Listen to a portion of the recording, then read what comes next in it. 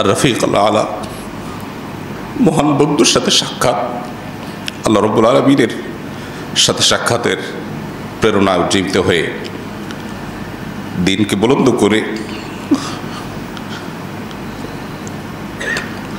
রবিউল আউয়াল মাসের 2 তারিখে, মতান্তরে 12 তারিখে, আরও বিভিন্ন মত আছে, সোমবারে তিনি দুনিয়া থেকে বিদায় হন। প্রিয় নবী সাল্লাল্লাহু আলাইহি সাল্লামের জন্ম থেকে ওয়াফাত পর্যন্ত তার সমগ্র জীবনের পুরো বৃত্তান্ত এক নজরে জানার চেষ্টা করব ইনশাআল্লাহ তাআলা। অর্থাৎ নবী আলাইহিস সালাতু ওয়াস সালামের জন্ম থেকে ওয়াফাত পর্যন্ত প্রতি বছরে কখন কি ঘটেছে, কখন কি কি চ্যালেঞ্জের মুখোমুখি তিনি হয়েছেন এবং কোন চ্যালেঞ্জ কিভাবে তিনি মোকাবেলা করেছেন, শুধু এক নজরে আমরা তার জীবনটাকে জানার চেষ্টা করব, যার বৃত্তান্ত বা বিস্তারিত জানবার জন্য অবশ্যই আমাদেরকে এক বা একাধিক সিরাত গ্রন্থ কিংবা কোনো সিরিজ সিরাত আলোচনা শুনতে হবে ইনশাআল্লাহ তাআলা। তার জন্মের সন সম্পর্কে নিশ্চয়ই আমরা জানি 571, মতান্তরে 570 খ্রিস্টাব্দ।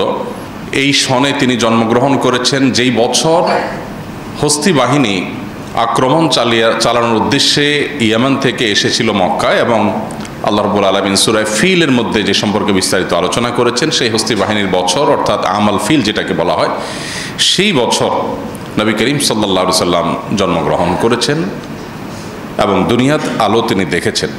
জন্মের কয়েক মাস আগেই ভালোবাসার জন্মদাতা পিতা আল্লাহ রাব্বুল আলামিন তাকে দুনিয়া থেকে নিয়ে যান, মাতৃগর্ভেই তিনি বাবাকে হারান। এরপর যথারীতি বাবার পক্ষ থেকে দাদা অভিভাবক হয়ে তার নামকরণ করেন মুহাম্মদ সাল্লাল্লাহু আলাইহি ওয়াসাল্লাম। জন্মের পর অল্প সময়ের ব্যবধানেই তার জীবনে আরও বিপদ আসে, কিন্তু জন্মের পর তিনি প্রথম মায়ের দুধের পাশাপাশি যার দুধ পান করেছেন তিনি ছিলেন সুয়াইবা নামক একজন কৃতদাসী, যিনি আবু লাহাব, তার চাচা আবু লাহাবের যিনি কৃতদাসী ছিলেন, তার দুধ তিনি পান করেন। এরপর আল্লাহ রাব্বুল আলামিনের তরফ থেকে তার জন্য বড় পরীক্ষার বিষয় হলো শৈশবে তার মাকে তিনি হারান, এবং মাকে হারান বাবার মৃত্যুর পর। বাবার মৃত্যু হয়েছিল মক্কার বাইরে, সে বাবার কবর জিয়ারতের উদ্দেশ্যে মায়ের সাথে গিয়েছেন নবী করিম সাল্লাল্লাহু আলাইহি সাল্লাম, শিশু মুহাম্মদ সাল্লাল্লাহু আলাইহি সাল্লাম। সে মদিনার কাছাকাছি এলাকায় ফেরার পথে আবওয়া নামক জায়গায় তার মায়ের মৃত্যু হয়, এবং মা আমেনা তাকে আবওয়া নামক জায়গায় দাফন করা হয়েছে। এখনও তার কবর সেখানে, মক্কা এবং মদিনার মধ্যবর্তী একটি জায়গা। সাথীকৃত দাসী ছিলেন, মাকে দাফন করে দাসীর সাথে শিশু মুহাম্মদ সাল্লাল্লাহু আলাইহি সাল্লাম মক্কায় ফিরে আসেন। অর্থাৎ বাবা মা দুজনকে তিনি শৈশবে হারিয়ে ফেলেন।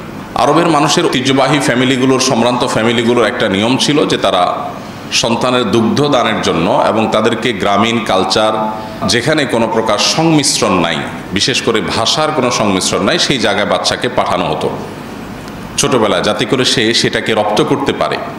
মক্কা যেহেতু হজের স্পট হওয়ার কারণে, কাবার কারণে বিভিন্ন দেশ থেকে মানুষ আসে, বিভিন্ন ভাষাভাষী আসে, আরবের বিভিন্ন প্রান্ত থেকে আসে, একেবারে পিওর মক্কাভাষীর যে ভাষা, সেই ভাষাটার মধ্যে কিছুটা সংমিশ্রণ এখানে ঘটবার শঙ্কা আছে, এই জন্য শিশুকে বাইরে পাঠানো হতো। সব মিলিয়ে শৈশবের একটা সময় হালিমা সাদিয়া রাদিয়াল্লাহু তাআলা আনহা তার দুধ মাঝে তার কাছে তিনি বড় হন, এবং দুধ পানের পরও আরও কিছুকাল তিনি সেখানে কাটান।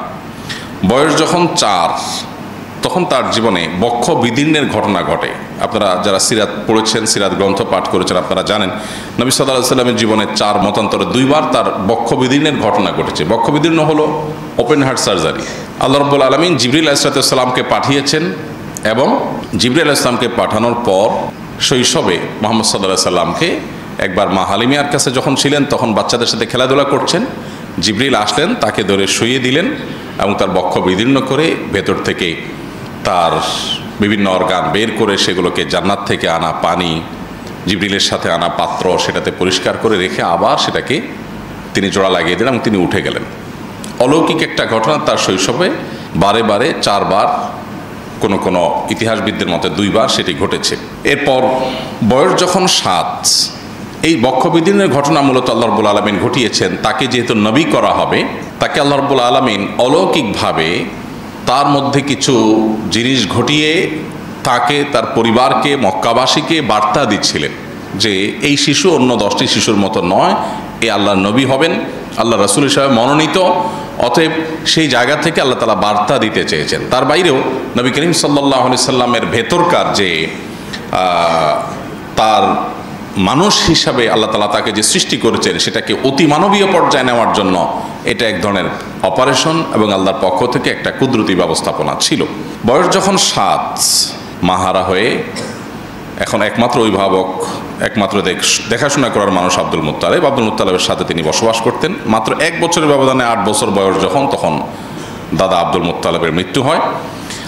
বয়স যখন 12, 8 থেকে 12 এই পুরো সময়টা চাচা আবু তালেবের অধীনে তিনি বড় হন এবং আবু তালেব তার অভিভাবকত্ব করেন।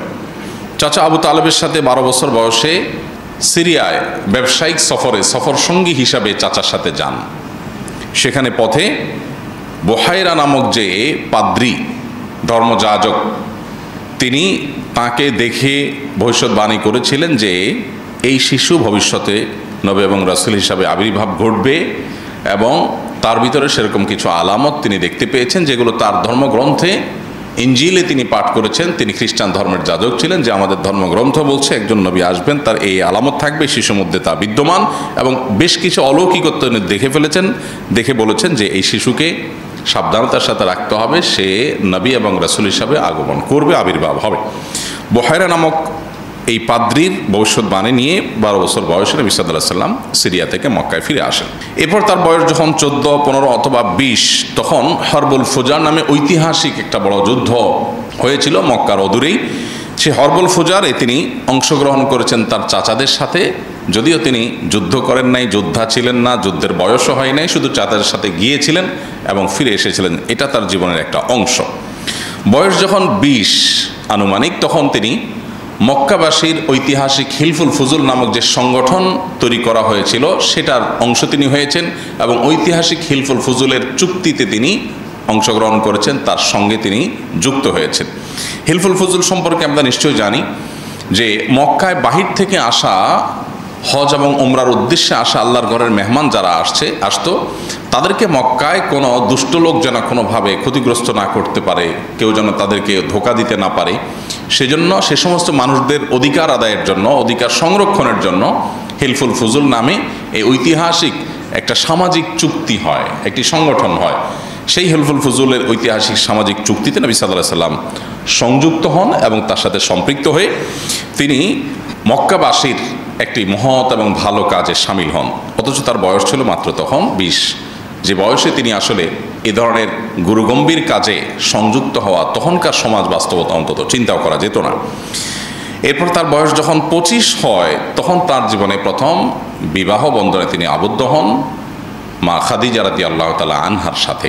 মা খাদিজা রাদিয়াল্লাহু তাআলার সাথে তার সংসার চলছিল এবং বয়স যখন 35 হয়, তখন তার বংশের নেতৃবৃন্দের উদ্যোগে যখন কাবাঘর নির্মাণ করার পর কাবাঘরের যে কালো পাথর, হাজরে আসওয়াদ পাথর, সেটা স্থাপন করা নিয়ে মক্কাবাসী কুরাইশের লোকেরা তারা যখন বিবাদে লিপ্ত হয়েছিল, তখন তিনি সবাইকে অদ্ভুত এবং অকল্পনীয় একটা আইডিয়া দিয়েছেন যাতে পুরো সমাজের পুরো বিবাদ বিতণ্ডা থেমে গিয়েছিল। তিনি বলেছিলেন, তোমরা কে কাবাঘরের এই পাথর স্থাপন করবে, এই গৌরব কে অর্জন করবে, কে ইতিহাসের অংশ হবে, এটা নিয়ে তোমরা গন্ডগোল ফাসাদে লিপ্ত হচ্ছ। আমি তোমাদেরকে একটা আইডিয়া দিচ্ছি, তাতে তোমাদের গন্ডগোল থাকবে না। আর সেটি হলো, একটা বড় চাদরের মাঝে পাথরটা রাখো, এরপরে চাদরটা সবাই মিলে তোমরা ধরে চাদরটা ধরে সবাই মিলে উত্তোলন করো, তাতে করে সব গোত্রের প্রধানরা তোমরা শরিক হলে এখানে এককভাবে কারো ক্রেডিট থাকলো না। এরপর নবী সাল্লাল্লাহু আলাইহি ওয়াসাল্লাম সেটাকে স্থাপন করে দিলেন যে স্থাপন তোমরাই করেছো, আমি তোমাদের সহযোগিতা করেছি। তো এর মাধ্যমে তিনি সামাজিক বিবাদ বিতণ্ডা এটা দূর করবার জন্য ঐতিহাসিক উদ্যোগ নিয়েছিলেন। বয়স যখন 39, ততদিনে তিনি মক্কার মানুষদের কাছ থেকে আল আমিন উপাধিতে ভূষিত হয়েছেন। তার সততা, সত্যবাদিতা, আমানতদারিতা এগুলোর কারণে ব্যাপকভাবে জনশ্রুতি হয়েছে এবং সবার কাছে প্রতিষ্ঠিত হয়ে গেছে তিনি আল আমিন হিসেবে। বয়স যখন 40, তখন তিনি নবুয়তের দায়িত্ব অফিসিয়ালি আল্লাহ তাআলার পক্ষ থেকে পাঠানো জিবরিলের কাছ থেকে বুঝে পান এবং এরপর সূরা আলাকের 5টি আয়াত, ইকরা বিসমি রাব্বিকাল্লাযী খালাক, এখান থেকে নিয়ে 5টি আয়াত সর্বপ্রথম কোরআনের নাজিল হয় এবং তার জীবনের নতুন যাত্রা শুরু হয় নবুয়তের দায়িত্ব বুঝে পাওয়ার পর এখন তাবলীগুর রিসালা বা নবুয়তের দাওয়াত দেওয়া আল্লাহর পক্ষ থেকে এটা তার উপরে আবশ্যক হয়। এরপর এবং এই ঘটনা নবুয়ত প্রাপ্তির এই ঘটনা 17ই রমাদান অথবা 8ই রবিউল আউয়াল, দুটি মত পাওয়া যায়, আরও মত রয়েছে মতান্তরে। এই 2 তারিখের কোনো একটা তারিখে প্রসিদ্ধ মত অনুযায়ী তিনি এই দায়িত্ব বুঝে পান। বয়স যখন তার 42 থেকে 43, এই পুরো সময়টা 41, 42, 43 এই পুরো সময়টা তিনি গোপনে ইসলামের দাওয়াত দেন। কারণ আল্লাহ তাআলা তাকে নির্দেশ করেছেন যে প্রকাশ্যে ইসলামের দাওয়াত দেওয়া যাবে না, গোপনে ইসলামের দাওয়াত দিতে হবে। কেন? কারণ হঠাৎ করে মক্কার মানুষজন এই দাওয়াত, তাওহীদের দাওয়াত গ্রহণ করা তাদের জন্য কঠিন হবে। সেজন্য তাদেরকে গোপনে ইসলামের দাওয়াত নবী সাল্লাল্লাহু আলাইহি ওয়াসাল্লামকে দেওয়া নির্দেশ করা হলো। তিনি গোপনে ইসলামের দাওয়াত দিলেন। সর্বপ্রথম ইসলাম গ্রহণ করলেন মেয়েদের মধ্যে তার স্ত্রী খাদিজা রাদিয়াল্লাহু তাআলা আনহা, এবং সবার মধ্যে তিনি প্রথম, অর্থাৎ পৃথিবীর ইতিহাসে প্রথম ইসলাম গ্রহণ কোনো পুরুষ করেননি। সর্বপ্রথম ইসলাম গ্রহণ করেছেন একজন নারী। ইসলামের জন্য সর্বপ্রথম জীবন দিয়েছেন যিনি, তিনিও একজন নারী। আল্লাহ তাআলা এইভাবে নারীকে বিভিন্নভাবে সম্মানিত করেছেন ইসলামের মাধ্যমে। এরপর যুবকদের মধ্যে ইসলাম গ্রহণ করেছেন সবার আগে আলী রাদিয়াল্লাহু তাআলা আনহু, আর বয়স্কদের মধ্যে, সিনিয়রদের মধ্যে ইসলাম গ্রহণ করেছেন সবার আগে আবু বকর রাদিয়াল্লাহু তাআলা আনহু।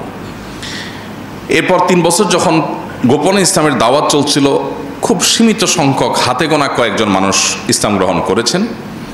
তার 3 বছর পর, অর্থাৎ বয়স যখন তার 44, তখন থেকে আল্লাহর পক্ষ থেকে প্রকাশ্যে ইসলামের দাওয়াত দেওয়ার নির্দেশ আসলো। তখন তিনি প্রকাশ্যে ইসলামের দাওয়াত দেওয়া শুরু করলেন। তার প্রকাশ্যে ইসলামের দাওয়াত দেওয়ার প্রথম দিনে, প্রথম প্রহরেই তিনি শারীরিকভাবে আক্রমণের শিকার হন। আল্লাহ তাআলা কোরআনে কারিমে যখন আয়াত নাজিল করেছেন, ওয়া আনজির আশীরাতাকাল আকরাবিন, আপনি আপনার নিকটাত্মীয় বংশের লোকদের সবাইকে সতর্ক করুন, তখন নবী করিম সাল্লাল্লাহু আলাইহি ওয়াসাল্লাম সাফা পাহাড়ের চূড়ায় উঠে সবাইকে আহ্বান করেন, সবাইকে ডাকেন এবং বলেন যে আমি পাহাড়ের উপরে আছি, তোমরা নিচে আছো। সবাইকে আগে ডেকে সমবেত করেন যে সবাই একটু একসাথে হও, অত্যন্ত গুরুত্বপূর্ণ একটা ইনফরমেশন তোমাদের জন্য আছে। সবাই দৌড়ে আসলো তার ডাক শুনে, কারণ ইতিপূর্বে তিনি কখনো এইভাবে ডাকেননি। সবাই, গোত্রপ্রধানরা, নেতৃবৃন্দরা সবাই আসছে সমাজের। তিনি সবাইকে বললেন, আমি যে পাহাড়ের চূড়ায় আছি, এখান থেকে আমি অনেক দূরে দেখতে পাচ্ছি, তোমরা নিচে আছো, তোমরা দেখতে পাচ্ছ না। এখন আমি যদি তোমাদেরকে বলি যে দূরে আমি যে দেখতে পাচ্ছি সেখানে শত্রু বাহিনী সশস্ত্র হয়ে তারা আসছে তোমাদের মক্কা আক্রমণ করবার জন্য, তোমরা কি আমাকে বিশ্বাস করবে? সবাই সমস্যার বলল, হ্যাঁ, জীবনে তুমি মিথ্যা বলনি আমাদের কাছে কখনো, তোমাকে আল আমিন আমরাই উপাধি দিয়েছিলাম, এই পদক আমরাই দিয়েছিলাম সবাই মিলে, অতএব তুমি যদি বলো ডেফিনেটলি তুমি দেখেই বলবে তুমি তো মিথ্যা বলো না, সো আমরা বিশ্বাস করবো ডেফিনেটলি। তখন তিনি বললেন, তারপরে পদক্ষেপ কি হবে তোমাদের? সবাই বললেন, এরপরে পদক্ষেপ হবে আমরা এই শত্রুদের মোকাবেলার জন্য সবাই ঝাঁপিয়ে পড়ব।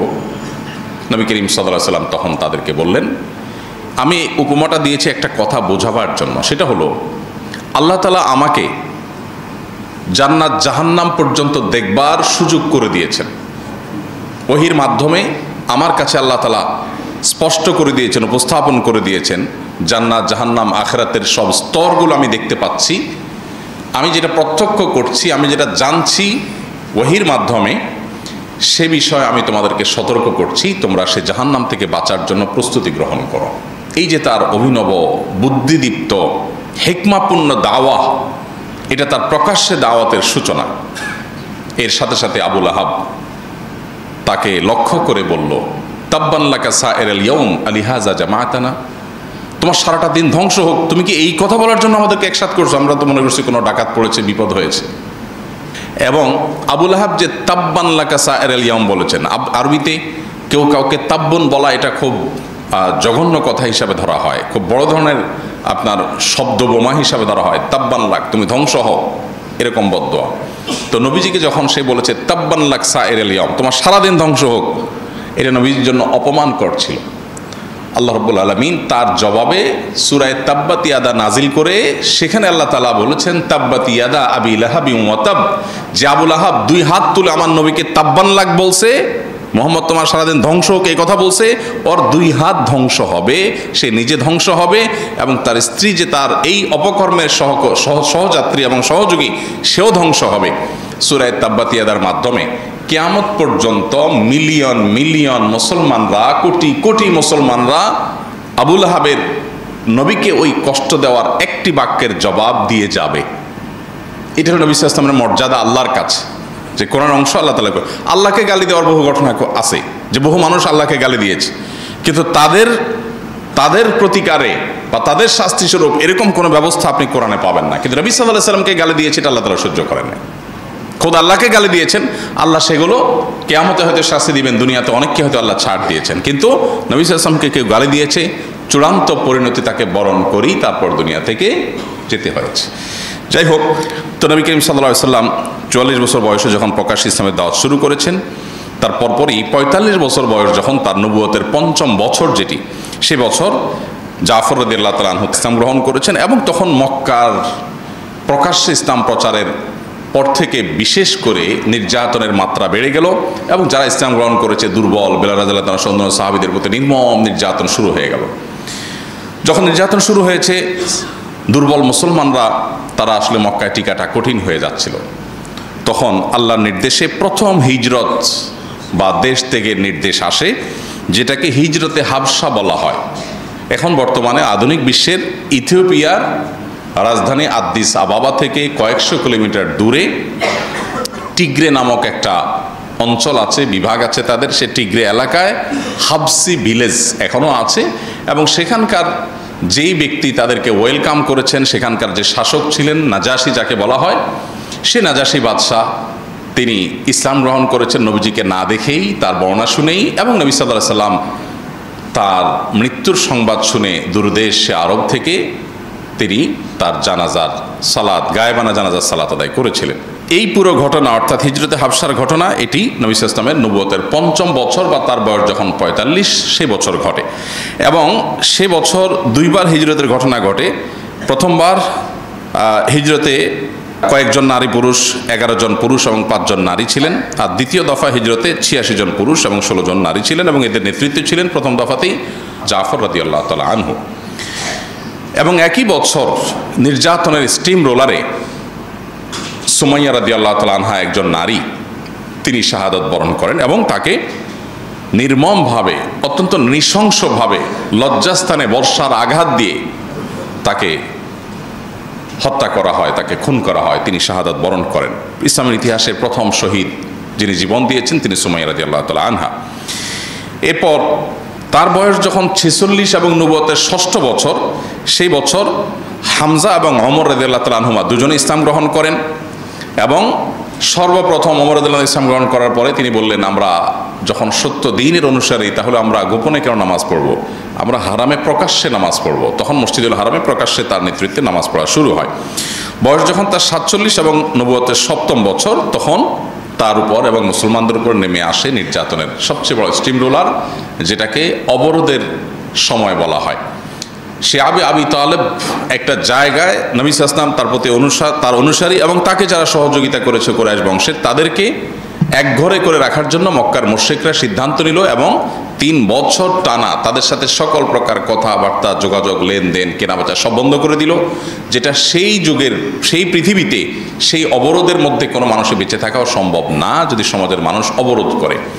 সেরকম একটা পরিস্থিতিতে অত্যন্ত করুণ পরিস্থিতি হয়েছিল, এবং মানুষ না খেয়ে সাহাবীরা কঙ্কালসার হয়ে যাচ্ছিল, মৃত্যুর মুখোমুখি হয়ে যাচ্ছিল, এবং খুব ভয়াবহ সময় পার করেছিল 3টি বছর।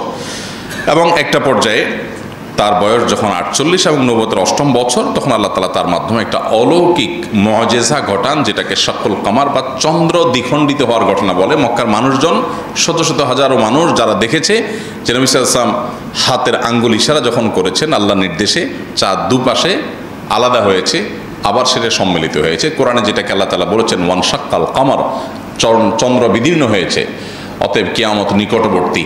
তো সেই ঘটনাটি ঘটেছে নবী সাল্লাল্লাহু আলাইহি ওয়াসাল্লামের নবুয়তের এই পর্যায়ে আনুমানিক। এবং তার বয়স যখন 50, নবুয়তের 10ম বছর, তখন বয়কট শেষ হয়, যে বয়কট 3 বছর ধরে চলেছিল। এবং একই বছর তার জীবনের সবচেয়ে বড় 2 সহযোগী, ভরসাস্থল, একজন বাহিরে থাকা আবু তালেব চাচা আর ভেতরে থাকা খাদিজা রাদিয়াল্লাহু আনহা, দুজনেই একই বছর মারা যান। তার জীবনের এই বছরটাকে বলা হয় আমাল হুজন বা বিপদের বছর, কারণ সবচাইতে আপন 2জন মানুষ একসাথে চলে যান। এবং এই যে আল্লাহ তাআলা তার নবীকে পরীক্ষা করেছেন, এটা আল্লাহ তাআলার হেকমাপূর্ণ সিদ্ধান্ত যে তার নবীকে তিনি স্ট্রং করবেন, মজবুত করবেন বড় কোনো কাজের জন্য, একের পর এক বাধা, পরীক্ষা, চ্যালেঞ্জ তাকে পার করে সামনে যেতে হয়েছে। এরপর একই বছরে তিনি সাউদা রাদিয়াল্লাহু তাআলা আনহা এবং আয়েশা রাদিয়াল্লাহু তাআলার সাথে তার আগদ সম্পন্ন হয়। আয়েশা রাদিয়াল্লাহু তাআলার সাথে সংসার জীবন শুরু করেন আরও অনেক পরে, কিন্তু শুধু আগদটা সম্পন্ন হয় তখন, আর সাউদা রাদিয়াল্লাহু তাআলার সাথে তখন আগদ এবং সংসার একসাথে শুরু হয়। এবং এই বছরই তিনি তায়েফে দাওয়াত নিয়ে যান এবং তার সাথে থাকা যায়েদ ইবনে হারিসা রাদিয়াল্লাহু তাআলার সাথে নির্মম নির্যাতনের শিকার হন, রক্তে রঞ্জিত হয়ে মক্কায় ফিরে আসেন। বয়স যখন তার 52 এবং নবুয়তের 12তম বছর, সে বছর তার জীবনে ইসরা এবং মেরাজের ঘটনা ঘটে এবং 5 ওয়াক্ত নামাজের বিধান আল্লাহ তাআলা তাকে দেন। এবং একই বছর মদিনা থেকে আসা 12 জন হাজি যারা হজে আসছেন, তারা মিনার কোনো একটা পাহাড়ের পাদদেশে নবী সাল্লাল্লাহু আলাইহি ওয়াসাল্লামের সাথে মিলিত হন এবং বায়াতে আকাবায়ে উলা বলা হয় ইতিহাসে। নবী সাল্লাল্লাহু আলাইহি ওয়াসাল্লামের হাতে হাত রেখে তারা বায়াত নেন, ইসলাম গ্রহণ করে এবং নবীজিকে মক্কায় যাওয়ার হিজরতের আমন্ত্রণ তারা জানান। অর্থাৎ শুরু থেকেই মদিনাতে হিজরত করার একটা প্রেক্ষাপট শুরু হয়।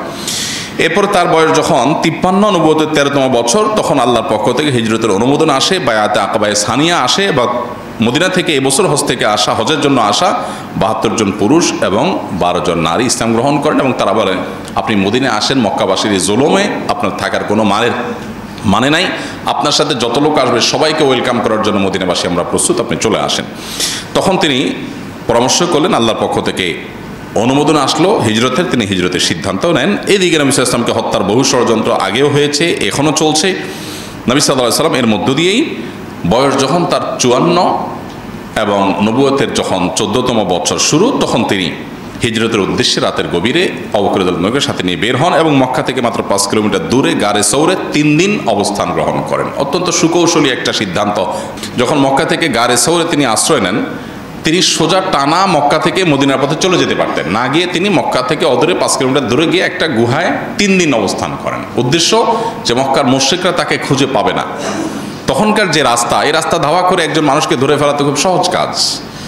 তো তিনি যদি রাস্তা কন্টিনিউ করতেন তাহলে তাকে তারা ধরে ফেলতো।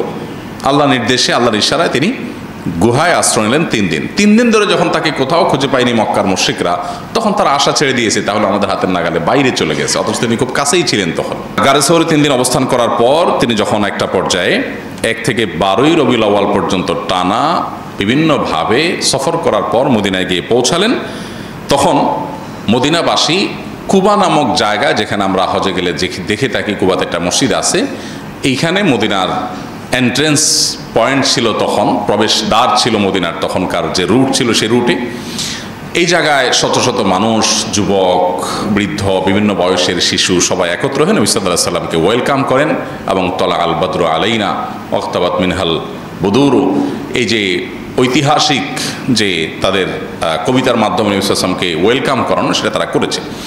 এরপর তিনি মসজিদে মদিনায় ঢোকার পর তার বয়স যখন 54, নবুয়তের 14তম বছর এবং হিজরতের প্রথম বছর, এই বছরে তিনি মদিনায় ঢুকে প্রথম মসজিদে কুবা নির্মাণ করলেন। এরপরে পাশে আরেকটা মসজিদ তৈরি করলেন, এটা মসজিদে জুমা, এবং একই বছর মসজিদে নববী তৈরি করলেন এবং ঐতিহাসিক মদিনা সনদ ইয়াহুদীদের সাথে এই বছরই তিনি সম্পাদন করেন। আজান ইকামতের বিধিবিধান এই বছরই শুরু হয় এবং এই বছরই সালমান ফারসি রাদিয়াল্লাহু তাআলা ইসলাম গ্রহণ করেন। অনেকগুলো ঘটনাবহুল বছর ছিল এটি। তার বয়স যখন 55 এবং হিজরতের 2য় বছর, এই বছরে কেবলা পরিবর্তনের বিধান আসলো। তিনি যখন মক্কা থেকে মদিনা আসছেন, তখন তিনি মদিনা থেকে তিনি বাইতুল মাকদিসের দিকে নামাজ পড়তেন। তারপর আল্লাহ নির্দেশ করলেন যে আপনি কাবার দিকে ফিরে নামাজ পড়ুন। আপনারা মদিনা যারা যান, 2 কেবলার মসজিদ সম্পর্কে জানেন, সেখানে আল্লাহর বিধান আসার সাথে সাথে সাহাবীরা নামাজের মধ্যেই কেবলা পরিবর্তন করে, এই জন্য এটাকে 2 কেবলার মসজিদ বলা হয়। যে একই নামাজে 2টা কেবলা তারা মেনটেন করেছেন। প্রথমে কিছু নামাজ পড়েছেন বাইতুল মুকাদ্দাসের দিকে, এরপরে যখন নামাজের রত অবস্থায় কেউ একজন এসে সংবাদ দিল যে মুহাম্মদ সাল্লাল্লাহু আলাইহি ওয়াসাল্লাম এর প্রতি আল্লাহ তাআলা নতুন বিধান জারি করেছেন, মক্কার দিকে কাবার দিকে ফিরে নামাজ পড়তে হবে, তখন তারা নামাজের মধ্যেই চেঞ্জ হয়ে যান। এই জন্য এটাকে 2 কেবলার মসজিদ বলা হয়। আমরা যারা মদিনা যাই তারা অনেকে সেটা দেখার জন্য যাই। তো এই ঘটনা ঘটে শাবান মাসে নবী সাল্লাল্লাহু আলাইহি ওয়াসাল্লামের হিজরতের 2য় বছর এবং তার বয়স যখন 55, নবুয়তের বয়স যখন 15। এরপর একই বছর 17 রমাদান ইসলামের ইতিহাসের প্রথম বড় সম্মুখ সমর বদর যুদ্ধ সংগঠিত হয়েছে এবং প্রথম বড় বিশাল বিজয়, অলৌকিকভাবে 313 জন মানুষ অনেকটা অস্ত্রশস্ত্র ছাড়াই পুরো বিশাল বড় পরাশক্তির বিরুদ্ধে আল্লাহ তাআলা তাদেরকে অলৌকিক বিজয় দিয়েছে। এটা হলো মুসলমানদের অগ্রযাত্রার জন্য অনেক বড় একটা প্রেরণা ছিল আল্লাহর তরফ থেকে। এই বছরই অর্থাৎ 2য় হিজরিতেই রমজানের রোজা ফরজ করা হয়েছে এবং এই বছরই সর্বপ্রথম ঈদুল ফিতর আদায় করেছেন, ঈদুল আজহা আদায় করেছেন মুসলমানরা। এবং এই বছরই অনেকগুলো বিধিবিধান নাজিল হয়েছে, যেমন কোরবানির বিধান নাজিল হয়েছে, তারপরে ফিতরার বিধান নাজিল হয়েছে, জাকাতের বিধান নাজিল হয়েছে এবং এবছরই ফাতিমা রাদিয়াল্লাহু তাআলা আনহার সাথে আলী রাদিয়াল্লাহু তাআলা আনহুর বিবাহ সম্পাদন হয়।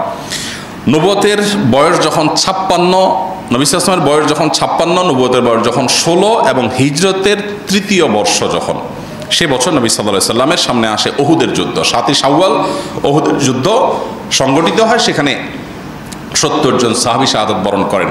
হানজালা রাদিয়াল্লাহু তাআলা আনহু, হামজা রাদিয়াল্লাহু তাআলা আনহু, প্রসিদ্ধ সাহাবীদেরকে নবী সাল্লাল্লাহু আলাইহি ওয়াসাল্লাম হারান এবং স্বয়ং নবী সাল্লাল্লাহু আলাইহি ওয়াসাল্লামের দাঁত ভেঙে তিনি রক্তাক্ত হন এবং তার কয়েক জায়গায় ইনজুরি হয়। তিনি মারা গেছেন মর্মে কাফেররা প্রপাগান্ডা ছড়িয়েছিল, আল্লাহ তাআলা তাকে হেফাজত করেছেন এবং নবী সাল্লাল্লাহু আলাইহি ওয়াসাল্লামের একটা কথা থেকে সামান্য একটু সরে যাওয়ার কারণে কঠিন পরিণতির মুখোমুখি তখন সাহাবীদেরকে হতে হয়েছে, যেটা আমাদের জন্য বিরাট শিক্ষা যে তার কথার বাইরে গেলে আমাদের জন্য অকল্যাণ নিশ্চিত আছে।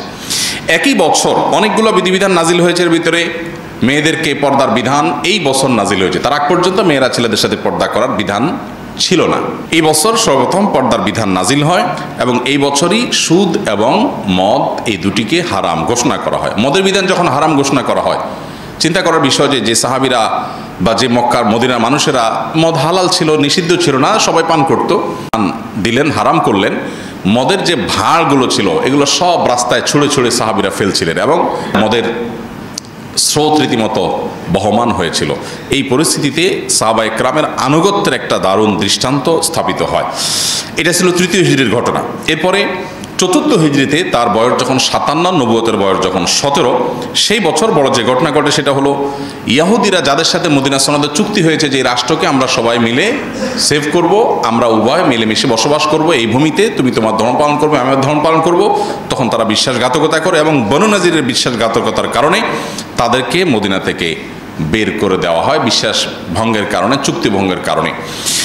এবং একই বছরে গজওয়াত যাতুর রিকা যেটি সেটাই সংগঠিত হয় এবং একই বছরে আরও অনেকগুলো ঘটনা ঘটে। এরপরে বয়স যখন তার 58 এবং নবুয়তের বয়স যখন 18 এবং হিজরতের বয়স যখন 5, 5ম হিজরিতে খন্দকের যুদ্ধ গঠিত হয়। খন্দকের যুদ্ধে 1000 সাহাবী প্রায় অংশগ্রহণ করেন এবং তারা সাকল্যে প্রায় 4.5 কিলোমিটার এলাকা মদিনার চারপাশে তারা পরীক্ষা খনন করেন এবং সেই পরীক্ষা 5 মিটার গভীর ছিল। এই পুরো পরীক্ষা তারা অনেকটা ক্ষুধার্ত অবস্থাতে খনন করে মক্কা থেকে আসা শত্রুপক্ষ যারা মদিনাকে শেষ করতে চেয়েছে, মুসলমানদের শেষ করতে চেয়েছে, তাদেরকে তারা প্রতিহত করেন এবং পুরো আইডিয়াটা দিয়েছিলেন পারস্য থেকে আসা সালমান ফারসি রাদিয়াল্লাহু তাআলা আনহু।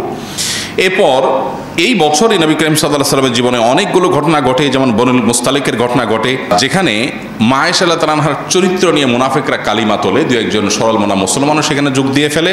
আল্লাহ তাআলা পরে আয়াত নাজিল করে তার চরিত্রের পুত পবিত্রতার কথা আমাদেরকে জানান দেন, ঐতিহাসিকভাবে যেটাকে ইফকের ঘটনা বলা হয়। এই বছরই তায়াম্মুমের বিধান নাজিল হয় এবং এই বছরই ইহুদিদের আরেকটা গোত্র বনু কুরাইজা তাদের গাদ্দারির কারণে, তাদের বিশ্বাসঘাতকতা এবং রাষ্ট্রদ্রোহের কারণে, ওই যে চুক্তি ছিল চুক্তি ভঙ্গ করে মুসলমানদের বিরুদ্ধে ষড়যন্ত্রে লিপ্ত হওয়ার কারণে তাদেরকে শাস্তি দেওয়া হয়, করুণ শাস্তি। এর পরের বছর হিজরির 6ষ্ঠ বছরে নবী সাল্লাল্লাহু আলাইহি ওয়াসাল্লামের বয়স যখন 59 এবং তার নবুয়তের বয়স যখন 19, সেই বছরের যে ঘটনাগুলো সেগুলোর মধ্যে থেকে ছিল ঐতিহাসিক হুদাইবিয়ার চুক্তি। নবী সাল্লাল্লাহু আলাইহি ওয়াসাল্লাম স্বপ্নে দেখেছেন তিনি ওমরা করছেন, 1400 সাহাবীকে সাথে নিয়ে রওনা দিলেন, অনেকটা অস্ত্রশস্ত্র ছাড়া ওমরার উদ্দেশ্যে ইহরাম পরে। কিন্তু হুদাইবিয়া নামক জায়গায় যাওয়ার পরে মক্কার মুশরিকরা বাধা দিল যে আমরা ঢুকতে দিব না। তারা জানালেন আমরা তো যুদ্ধ করতে আসিনি, আমরা ওমরা করে আবার ব্যাক করব। তারা বলল না, আমরা ঢুকতে দিব না। নবী সাল্লাল্লাহু আলাইহি ওয়াসাল্লাম বাড়াবাড়ি না করে তাদের সাথে ঐতিহাসিক চুক্তি করলেন, যেটার নাম হুদাইবিয়া চুক্তি। যে চুক্তি বাহ্যিকভাবে মনে হয় সব মুসলমানদের বিরুদ্ধে, কিন্তু এই চুক্তি মুসলমানদেরকে মূলত অগ্রগতির দিকে নিয়ে গিয়েছিল। এই ঐতিহাসিক হুদাইবিয়া চুক্তি 10 বছরের জন্য সংগঠিত হয়েছিল এবং এটি হয়েছিল 1 জিলকয়দা 6 হিজরিতে। এবং এই বছরের পর থেকে নবী সাল্লাল্লাহু আলাইহি ওয়াসাল্লাম বিভিন্ন রাজা বাদশাদের কাছে, যেমন হেরাক্লিয়াস, খসরু, তারপরে মুকাওকিস, বড় বড় যে সমস্ত শাসকরা পৃথিবীর, তাদের কাছে চিঠি লিখে ইসলামের দাওয়াত তাদেরকে দিয়েছেন। তাদের কেউ গ্রহণ করেছে আর কেউ হঠকারিতা করেছে। যারা হঠকারিতা করেছে তাদেরকে নির্মম পরিণতির মুখোমুখি আল্লাহ করেছেন। তার বয়স যখন 60, নবুয়তের বয়স যখন 7, তখন তিনি ঐতিহাসিক খায়বার বিজয় করেছেন, ইহুদিদের বিশাল বড় দুর্গের এলাকা। এবং একই বছর, আগের বছরের ওমরা হুদাইবিয়া চুক্তি অনুযায়ী পরবর্তী সাহাবীদেরকে নিয়ে কাজা করেছেন, ওমরাতুল কাজা। এবছরে সাফিয়া মাইমুনা রাদিয়াল্লাহু তাআলার সাথে বিয়ে হয়েছে। তার বয়স যখন 61, নবুয়তের বয়স যখন 21, এবং হিজরত যখন হিজরি সন যখন অষ্টম হিজরিতে, তখন তিনি ঐতিহাসিক মক্কা বিজয়ের সুযোগ এবং নিয়ামত লাভ করেন। রমজান মাসে অনেকটা রক্তপাতহীনভাবে সারা জীবন যারা কষ্ট দিয়েছে তাদেরকে সাধারণ ক্ষমা করে তিনি মক্কা বিজয় করেন। এবং একই বছর হুনাইনের যুদ্ধে সাহাবীদের সংখ্যা অনেক বেশি ছিল, কিছুটা আত্মপ্রসাদ চলে এসেছে। কোরআনে আল্লাহ উল্লেখ করেছেন সাময়িকভাবে আল্লাহ তাআলা এক ধরনের সাহাবীদেরকে এক ধরনের পরাজয়ের স্বাদ দিয়ে আবার আল্লাহ তাআলা নবী সাল্লাল্লাহু আলাইহি ওয়াসাল্লামের নেতৃত্বে মুহূর্তের মধ্যে তাদেরকে বিজয় দেন এবং বিপুল পরিমাণ লব্ধ সম্পদ তারা আহরণ করেন। এরপর তায়েফ অবরোধ করেন এবং সেখান থেকে প্রচুর পরিমাণ সম্পদ আহরণ করেন এবং একটা অপশক্তিকে দমন করেন নবী সাল্লাল্লাহু আলাইহি ওয়াসাল্লাম। হিজরির নবম বর্ষে, তার বয়স যখন ৬২, মৃত্যুর মাত্র এক বছর আগে, তখন ঐতিহাসিক তাবুক যুদ্ধ এটা তিনি নেতৃত্ব দেন এবং রোমানদের বিরুদ্ধে মূলত এটি বিশাল বড় বাহিনী হয়েছে, কিন্তু এখানে কোনো সংঘাত হয়নি। সংঘাতের আগেই, সংঘাত ছাড়াই মুসলমানদেরকে আল্লাহ বিজয় দিয়ে দিয়েছেন এবং তাদের মনে ভয় ঢুকিয়ে দিয়েছেন। তারা ভয়ে সব পালিয়ে ছত্রভঙ্গ হয়ে চলে গেছে। মুসলমানরা কোনো রক্তপাত ছাড়াই বিজয় লাভ করে ফিরে এসেছেন। এরপরে মুনাফিকদের চরিত্র এবছর প্রকাশ হয়েছে এবং বিদায় হজের প্রস্তুতি এবং বিদায় হজের বিধিবিধান এই বছর নাজিল হয়। তার বয়স যখন ৬৩, জীবনের শেষ বছর এবং হিজরতের ১০ম বছর, সে বছর তিনি ঐতিহাসিক বিদায় হজের খুতবা, যেটা ঐতিহাসিকভাবে আজও মানব ইতিহাসের কাছে রোল মডেল, সেই খুতবায় তিনি মানবাধিকার, নারী অধিকার, শ্রমিকদের অধিকার, বিভিন্ন বিষয়ে মানুষকে সচেতন করে তিনি ঐতিহাসিক খুতবা দেন, যেটা আজও গোটা পৃথিবীতে চর্চা হয়। ১৫০০ বছর আগের খুতবা যেন আজকের জন্য জাজ্জল্যমান এবং শাশ্বত। এবং এই বছর এবং ওই দিনই আল ইয়াউমা আকমালতু লাকুম দীনাকুম এই আয়াত নাজিল হয় যে আজকে তোমাদের দিনকে পরিপূর্ণ করে দেওয়া হলো। এবং এরপর নবী সাল্লাল্লাহু আলাইহি ওয়াসাল্লাম এই হজের পরেই যখন মদিনায় আসেন, পর থেকে তিনি অসুস্থ হয়ে গেলেন, মদিনায় গিয়ে পরিপূর্ণ অসুস্থ হলেন। এই অসুস্থতাই আস্তে আস্তে তাকে মৃত্যুর দিকে নিয়ে গেল এবং এরপর তিনি আর সুস্থ হলেন না। আস্তে আস্তে আস্তে ধীরে ধীরে দুর্বল হতে থাকলেন। একটা পর্যায়ে যখন জীবনের শেষ মুহূর্ত, তিনি বারবার আয়েশা রাদিয়াল্লাহু তাআলা কক্ষে ছিলেন এবং বারবার সেন্সলেস হয়ে যাচ্ছিলেন। যখন তার সেন্সলেস হয়ে যাচ্ছিলেন, তাকে উজু করানো হলো, মুখে পানি দেওয়া হলো, ঠান্ডা পানি দেওয়া হলে তিনি একটু হুঁশ আসে নামাজ পড়ার জন্য, কিন্তু আবার বেহুশ হয়ে যান, আবার হুঁশ আসে বহুত কষ্টে, আবার বেহুশ হয়ে যান। এভাবে কয়েক দফা হয়েছে। একটা পর্যায়ে তিনি কোনো রকম নামাজ পড়তে পারলেন। তারপরে তার জীবনের একেবারে শেষ অন্তিম মুহূর্ত তখন তিনি তার আম্মা জান আয়েশা তার কক্ষে ছিলেন, দেখতে পেলেন যে আম্মা জান আয়েশার একজন ভাই প্রবেশ করেছে কক্ষে, তার হাতে মেসওয়াক। তিনি ইশারা দিলেন, তখন জবান বন্ধ হয়ে গেছে। ইশারা দিলেন যে এই মেসওয়াকটা আমাকে দেওয়া যাবে কিনা। মেসওয়াকটা দেওয়া হলো। তখন খাজা আয়েশা রাদিয়াল্লাহু তাআলা আনহা মেসওয়াকটা চাবিয়ে দিলেন, কারণ নবী সাল্লাল্লাহু আলাইহি ওয়াসাল্লামের তখন তার দিয়ে চাবানোর শক্তি ছিল না। নবী সাল্লাল্লাহু আলাইহি ওয়াসাল্লাম তখন মেসওয়াক করলেন। মেসওয়াক করতে করতে তিনি শেষ কয়েকটি বাক্য বলে একেবারে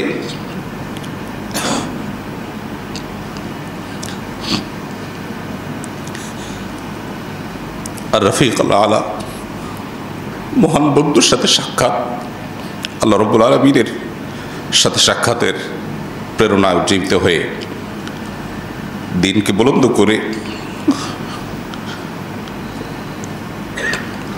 রবিউল আউয়াল মাসের 2 তারিখে, মতান্তরে 12 তারিখে, আরও বিভিন্ন মত আছে, সোমবারে তিনি দুনিয়া থেকে বিদায় হন সাল্লাল্লাহু আলাইহি ওয়াসাল্লাম। আল্লাহ তাআলা আমাদেরকে তার জীবন বৃত্তান্ত থেকে শিক্ষা গ্রহণ করার তৌফিক দান করুন। আমাদেরকে তার জীবন দর্শনকে পরিপূর্ণভাবে অনুসরণ করার তৌফিক দান করুন। তার জীবনে আমাদের জন্য যে অনুপম আদর্শ রয়েছে, বারবার কোরআনে আমাদেরকে সাবধান করা হয়েছে, আমাদের মুক্তির একমাত্র পথ তার অনুসরণ, অনুকরণ, এছাড়া কোনো পথ আমাদের সামনে খোলা নেই। অতএব মুসলমান হিসাবে নবী সাল্লাল্লাহু আলাইহি ওয়াসাল্লামের সম্পূর্ণ আদর্শকে, তার জীবনকে আমরা অনুসরণ, অনুকরণ করার চেষ্টা করব। সেটাই হবে প্রকৃত সার্থকতা আমাদের। আল্লাহ তাআলা আমাদের সবার প্রতি সেই তৌফিক আল্লাহ তাআলা আমাদের সবাইকে দান করুন। এবং তিনি যে কষ্ট করেছেন, পরিশ্রম করেছেন, সারা জীবন যে ত্যাগ তিতিক্ষা করেছেন, এই উম্মতের জন্য আল্লাহ তাআলা আমাদের সবার তরফ থেকে তাকে সর্বোত্তম বিনিময় দান করুন।